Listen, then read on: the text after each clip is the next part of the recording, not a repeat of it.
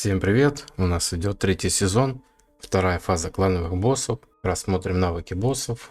Получается, огненный элементаль у нас получает увеличенный урон от яда, накладывает баф скорости перезарядки на других элементалей и на себя, и наносит урон огнем и дает щит. Следующий элементаль, элементаль яда, он получает повышенный урон от огня, также накидывает на нас яд и также еще с одного боевого накидывает тоже яд. И последний элементаль получает повышенный урон от омертвления, накидывает штраф атаки, ну и просто наносит нам урон. Далее перейдем к таймингам. Обязательно нужно будет немножко ускорить старт. Как это сделать, я объясню. Это будет у нас в талантах некоторых героев. Питомца используем Трисима, потому что у нас здесь основной ДД будет Хуберг, ну и в принципе остальные все массовики, кроме Талендора. Под Талендора, как помните, мы в башне, допустим, ставим голема, но здесь мы играем через Хуберга, поэтому будем использовать Трисима. Вот тайминги получаются такие. Первый у нас будет Ларентиль, потом Глэдис, Алтон, Хуберг, и сверху будет уже наваливать Талендор. Цикл ставим 13,5. Перейдем непосредственно уже к самим героям. Вот про этот талант я говорил, который получается дает нам 5% готовности абсолютного навыка. Также он увеличивает урон на 5%. Вот это поможет нам чуть раньше стартануть. В роли хила, саппорта, бафера и так далее у нас будет Алтон. Обязательно даем ему много просвещенности. У меня получилось 500 выжить. И ставлю вот этот кристаллик, потому что чем быстрее он всех нас выхилит, тем лучше. Вот эту шмотку не обязательно, это просто потому что в ней было много просвета. По талантам вот так я сделал. Далее идем Ларентиль. Ему тоже вот эту ветку. Сет новый на повышение атаки. Новый мифик вот этот одел. Также потому что он дает атаку. Ну и в принципе все, что можно у Ларентиля на атаку. Далее у нас идет Глэдис. Ее тоже одел в мифике. Конечно, не так хорошо, как остальных всех.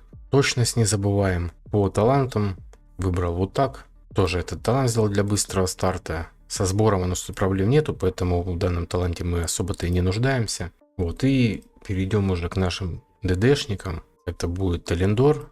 Смотрим статы. Обязательно не забываем про ХП, что у Хуберга и у Талендора должно быть меньше, чем у остальных ХПшки.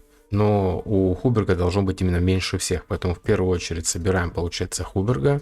И уже от него отталкиваемся, как одевать остальных. Хуберга также одеваем максимально в урон. Из артефактов ставим маску, потому что она здесь именно работает, так как элементали умирают фактически, и маска срабатывает. Вот эта казнь, она здесь работает. Вот этот истинный урон. Расстановка вот такая.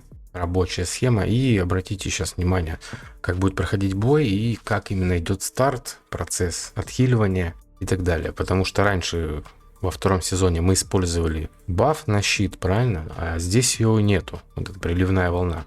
Поэтому тут посложнее, но тем не менее реально. Вот собственно так все происходит.